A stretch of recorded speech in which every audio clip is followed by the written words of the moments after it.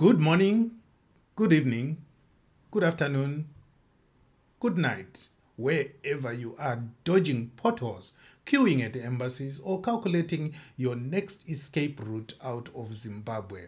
This is Zimwaves TV, where we report without fear, without favor, and without the need for sugar-coating failure with imported Chinese marble. Today we bring you a narration that comes with more weight than a ZEC ballot box. An insider's account of the recent high-stakes meeting between President Emmerson Mnangagwa and the country's most senior generals at KG6. And who is this insider, you may ask? It is none other than Apostle Eugene Makore, also known as Doc McLeod. And the story goes like this. Mnangagwa, feeling cornered, approached the generals. And the generals came expecting answers, or maybe at least an explanation for the chaos Zimbabwe has become. Instead, they got PowerPoint patriotism. No talk of the V11s, no accountability for the economic meltdown, no mention of the opposition being turned into a courtroom pinata. What they got was a guided tour of the president's legacy portfolio. Yes, instead of confronting the storm, the commander-in-chief came armed with a builder's helmet, a glossy project list, and more cement reference than a Lafarge AGM. He began with the Bedbridge border post, proclaiming it as the most modern in Southern Africa. He claimed it stands as a monument to efficiency and progress, the shining gateway to a new Zimbabwe. Then came the Harare-Masvingo Bedbridge Highway, stretching an impressive 585 kilometers. A marvel, he said, easing business and transport, making life better for traders and commuters. Then Manize, the $1 billion iron and steel project that he proudly declared would be the largest of its kind on the continent, creating 6,000 jobs. After that came Kuvimba Mining House, described as a revenue generator, a state gem. Then the Fumvudza scheme, solving hunger with self-reliance, empowering farmers across the nation. Then Victoria Falls, turned into a world-class tourism hub. Then the new Parliament complex in Mount Hampden. No longer a relic of Ian Smith, he said. Zimra was now fully digital. Tax collection was streamlined and leakages were plugged. Soldiers were being housed. Projects were being launched in Chivu, Lupane, Hwange. The airport in Harare upgraded. The dams flowing. The legacy cemented. And the generals? They listened. They took notes.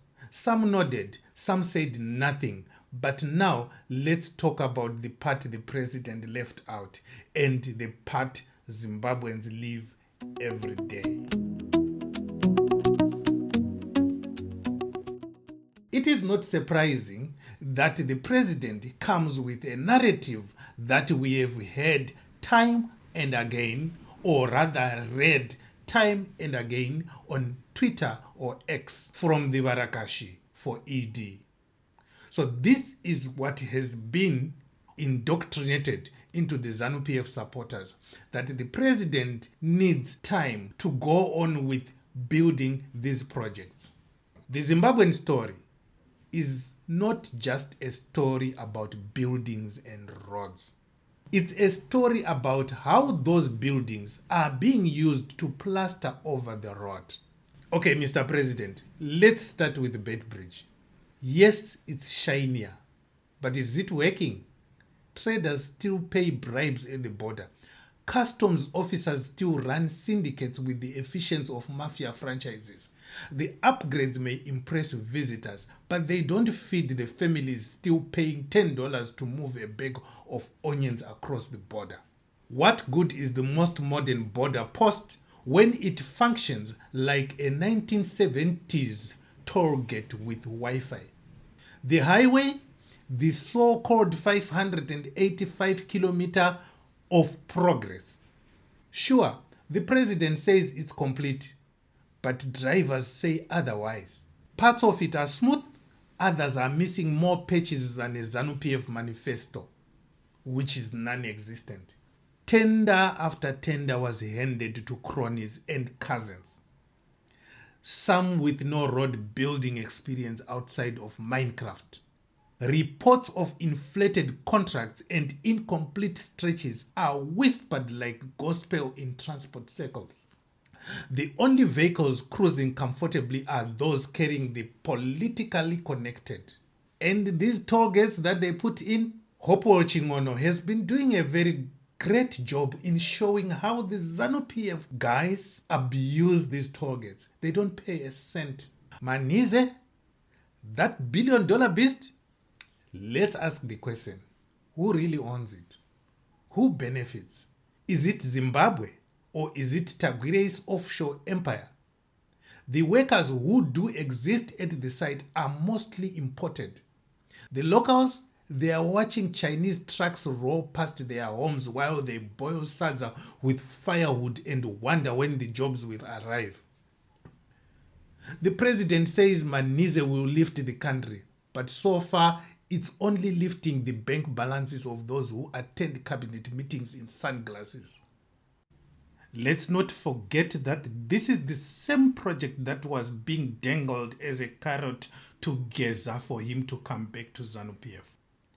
And Kuvimba, oh Kuvimba, the mysterious mining house that supposedly belongs to the state. Except no one explained which part of the state. The Ministry of Finance doesn't control it. Parliament can't audit it. The Auditor General avoids it like Zach avoids real work. If it's making all this money, why are we asking Belarus, a dictatorship on the brink of collapse, to build us a hospital? Why is Parerinyatwa being outsourced while Kuvimba pumps profits into the fog? Then comes Fumvudza. The president says farmers are now thriving. But travel outside the capital and you'll see a different story.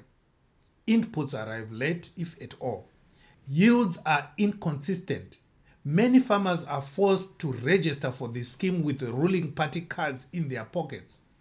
Meanwhile, ministers line up to collect bumper harvester awards while rural folk dig ditches for maize that will never sprout.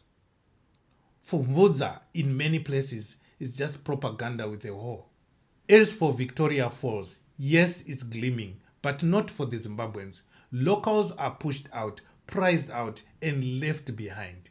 The money flows into private jets, hotel chains, and business forums, with entrance fees higher than teachers' annual salaries. The only thing that Zimbabweans gain from Victoria Falls today is a tourist's Instagram photo. The parliament in Mount Hampden, a symbol of independence, he says. Let's not forget, this wasn't built by Mnangagwa using fiscus or anything else. This was donated by the Chinese. This could have been donated to any president or Mugabe, or in fact it was donated during Mugabe's era, completed in Mnangagwa's era. So while the president wants to showcase this as his achievement, it is not. But let's look at the parliament. The president says it's a symbol of independence. Meanwhile, the opposition is being decimated by a man named Chabangu, whose legitimacy makes a wet tissue look steady. The president might have moved parliament out of Ian Smith's building, but he brought Smith's politics right back in. One party rule, opposition recalls, fake democracy, all framed in shiny new wallpaper. Let's move to Zimra's digitalization. Don't laugh. The system is designed to squeeze the informal sector dry while ignoring Tagwire's millions. The vendor selling tomatoes is now electronically monitored. Meanwhile, gold smugglers board flights with zero interference. Zimra is not plugging leakages, it's plugging resistance. It's a tax system that bites the broke and hugs the rich. The military housing, it's not welfare, it's a payoff, it's a strategy. Mind you, he says he's going to provide the military housing. It's not yet complete, it's not yet even started. But because of this pressure from the generals, this is now a strategy. If you can't win hearts, buy the barracks. These aren't homes, they are concrete silencers. A soldier with a mortgage is less likely to stage a coup. That's not development. That's strategic debt trapping.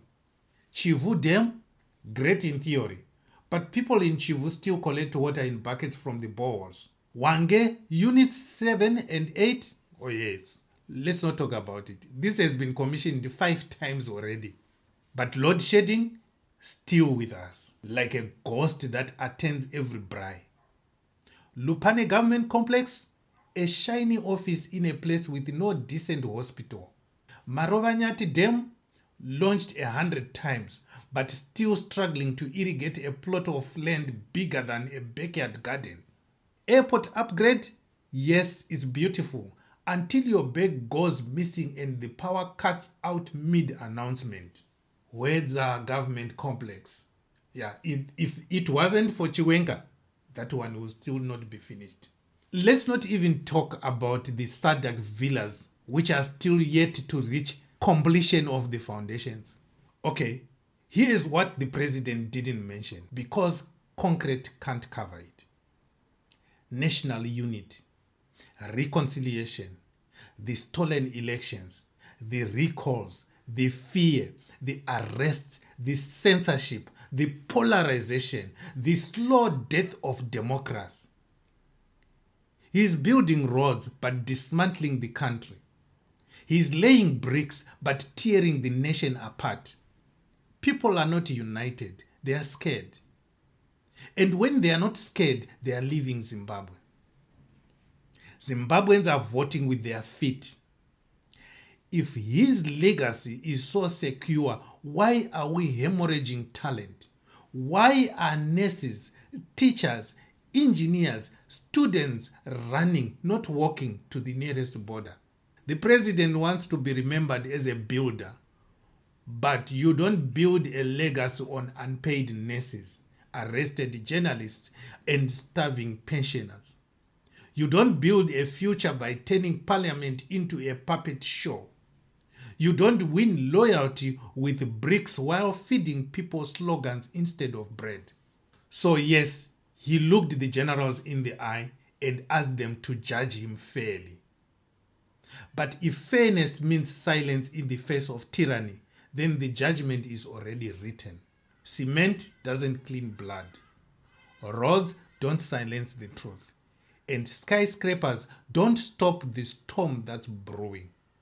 To the generals, when you are making your decisions, please make it with the people of Zimbabwe in mind, not with the survival of a kleptocrat, a disponent, and a dictator. This is Zimwaves TV, where a project isn't a legacy unless it feeds the people who paid for it. Don't forget to like, subscribe, and remember, no matter how tall the buildings, if the nation is crumbling underneath, it's still a collapse, just in slow motion.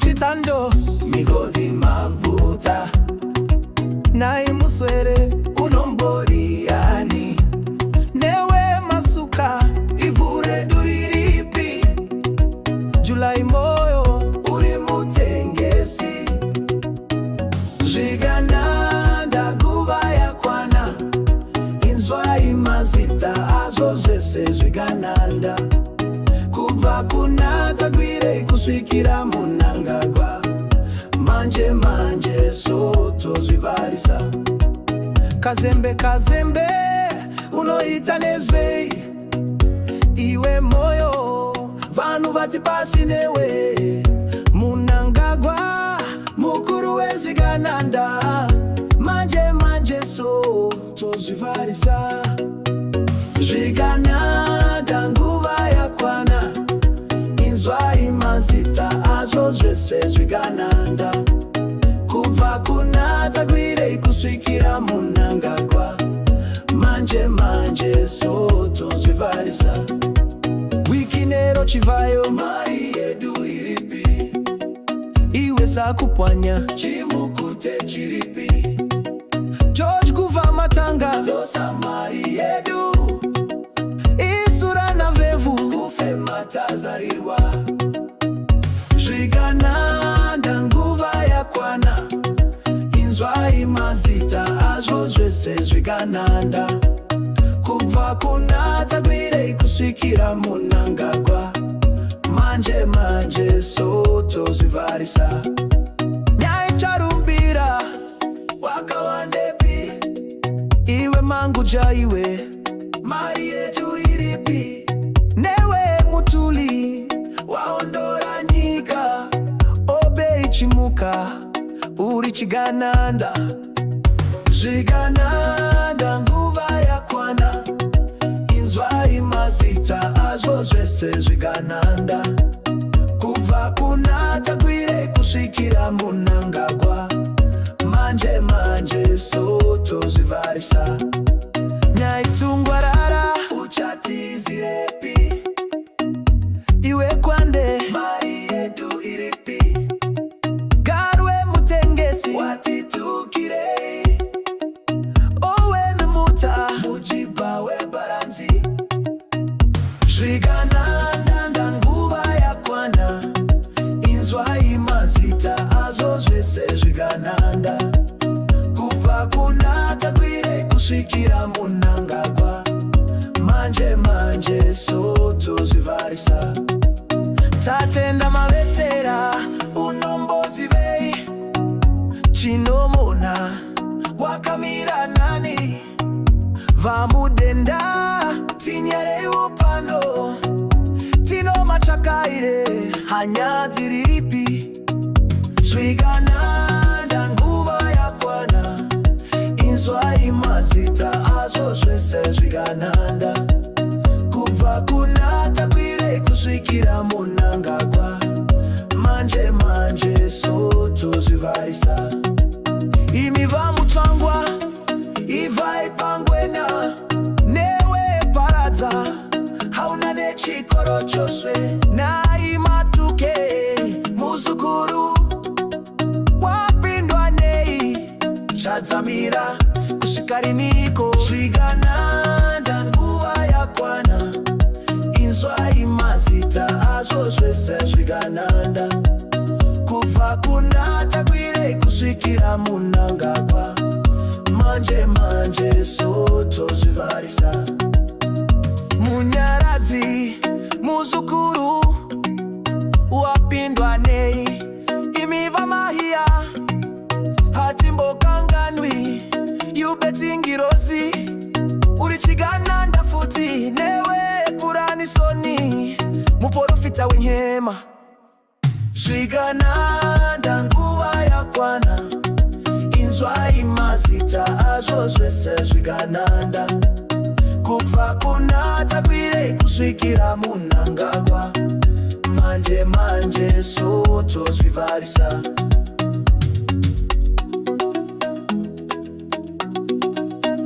Masimiremba urigoronyera kambamura chimwe Chigananda ziyambi matare anani chihendere hauna nyadzi here Zvigananda nguva yakwana inzwai mazita azvo zvese Zvigananda kubva kuna Tagwirei kusvikira Mnangagwa manje so tozvivarisa Zvigananda nguva yakwana inzwai mazita azvo zvese Zvigananda kubva kunata kwire kusvikira Mnangagwa, manje manje sutozvivarisa.